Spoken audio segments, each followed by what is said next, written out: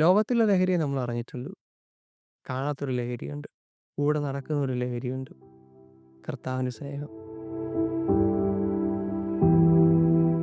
ഒരു 2009 മുതൽ ഞാൻ സ്മോക്ക് ചെയ്യുമായിരുന്നു. 2014 ആയപ്പോഴത്തേനും ഞാൻ ഡ്രഗ്സിലേക്ക് മാറി. എനിക്ക് സംസാര രീതി കുറഞ്ഞായിരുന്നു. ഒരുപാട് ഞാൻ സൈലൻ്റ് ആകാൻ തുടങ്ങിയായിരുന്നു. 5 മണിക്കൂർ, 6 മണിക്കൂർ ഇത് കിട്ടാൻ വേണ്ടിയിട്ട് അവർ പോസ്റ്റ് തരുന്ന അറിയാം. എന്നാലും നമ്മൾ ഇത് കിട്ടിയേ പറ്റൂ എന്നുള്ളത് മണിക്കൂറുകൾ നമ്മൾ വെയിറ്റ് ചെയ്യും. എത്ര ക്വാണ്ടിറ്റി നമ്മൾ അടിക്കുന്നോ അത്രയും നേരം ഈ സാധനം നിൽക്കും. ഒരു വീടിനകത്താണെങ്കിൽ ലൈറ്റ് മൊത്തം ഓഫ് ചെയ്തിട്ട് ഇംഗ്ലീഷ് സോങ് ഇട്ടിട്ട് ഞങ്ങൾ ഡാൻസ് കളിക്കും. ഞാൻ ഒരു സ്റ്റെപ്പ് തന്നെ വൈകിട്ട് ഇന്ന് തലേന്ന് 6 മണിക്ക് ഇട്ട ഒരു സ്റ്റെപ്പ് പിറ്റേ ദിവസം 6 മണി വരെ അതേ സ്റ്റെപ്പ് തന്നെ വെച്ചുകൊണ്ടിരുന്നിട്ടുണ്ട്. ശരിക്കും പറഞ്ഞാൽ ഒരു 2015, 2018, ഒരു 20 വരെയൊന്നും എൻ്റെ മെമ്മറിയിലില്ല.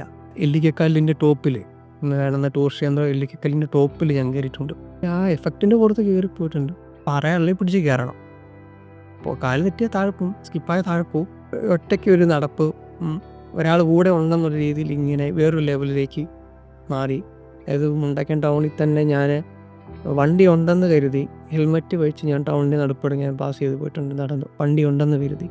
കുറച്ച് കഴിഞ്ഞപ്പോഴാണ് എനിക്ക് മനസ്സിലായത് വണ്ടി എൻ്റെ കയ്യിലില്ല. ബൈക്ക് ഓടിക്കുമെന്നാണ് ഞാൻ കരുതിയിരുന്നത്. റോഡ് നടുപ്പുറത്ത് തന്നെ പോയി എന്നെ ഒരുപാട് പേര് വിളിച്ചു. ഞാനപ്പോൾ ജസ്റ്റ് ഇങ്ങനെ ഹായ് പറഞ്ഞ് ഞാനങ്ങ് വണ്ടി ഓടിക്കുന്ന പോലെ ഞാനങ്ങ് പോയി. അത്രത്തോളം എൻ്റെ മൈൻഡ് ഔട്ടാകാൻ തുടങ്ങിയായിരുന്നു.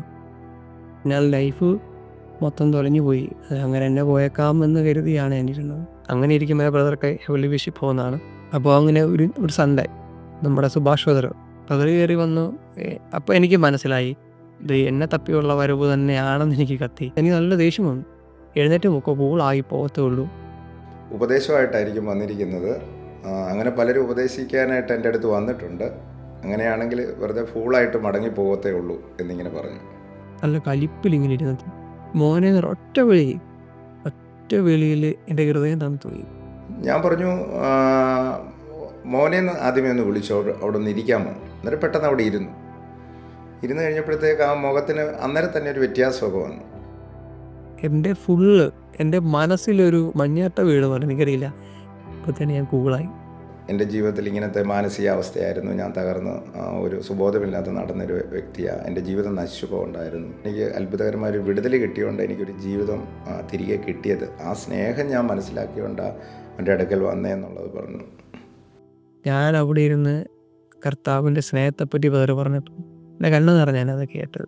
അത്രയും ദിവസം വീട്ടിൽ അലമ്പായിരുന്നു എൻ്റെ വീട്ടിൽ. ബദർ കർത്താവിനെ പറഞ്ഞിട്ട് പോയി സമാധാനമായിട്ടൊന്ന് എനിക്കൊന്ന് ഉറങ്ങാൻ പറ്റി.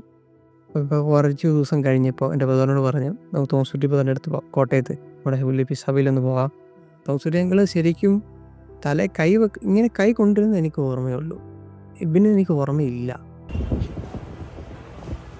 സംഭവിച്ചു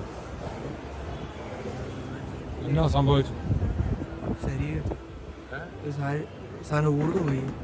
ശരീരത്തിലൊരു വെയിറ്റ് പോയി. ശരിക്കും എൻ്റെ അരയ്ക്കൊരു കൈ കയറി പിടിക്കുന്നത്. അരയ്ക്ക് എന്നെ ഇങ്ങനെ വട്ടം ചുറ്റി പിടിച്ചിട്ട് കവിളിലിടും പറഞ്ഞു. എന്നെ കയ്യിലെടുത്തോണ്ട് ഉമ്മ തന്നു. ആ ഉമ്മ ഒരു 1000 വയസ്സ് കെട്ടയോ വെച്ചാൽ തണുപ്പ് കിട്ടുമെന്ന് എനിക്കറിയത്തില്ല. ഞാൻ തണുത്ത് പോയി. തോമസുട്ടിങ്ങൾ ഇപ്പോൾ ഫോണിൽ ഇങ്ങനെ എടുക്കുന്നുണ്ട്. അപ്പോൾ എന്നോട് ചോദിച്ചു എന്നാ പറ്റി. ഞാൻ പറഞ്ഞു എന്നെ ഇങ്ങനെ ആൾ ഇറക്കി പിടിച്ചു. എനിക്ക് കവിളിൽ എനിക്കൊരു ഉമ്മ തന്നത്. ഒരാൾ കയ്യിലെടുത്ത് ഉമ്മോട് ആരാന്നറിയാമോ? ചുണ്ടും ഇത് മാത്രമേ ഞാൻ കാണുന്നുള്ളൂ. ആ വ്യക്തിയും കണ്ടില്ല. പക്ഷേ ഇവിടെ കറക്റ്റ് എനിക്കൊരു ഉമ്മ. ശരിക്കും അത് അനുഭവിച്ചതാണ്. ഒന്നും പേടിക്കണ്ട. അതിനുശേഷം മാറ്റിയ പുതിയൊരു ജീവിതം.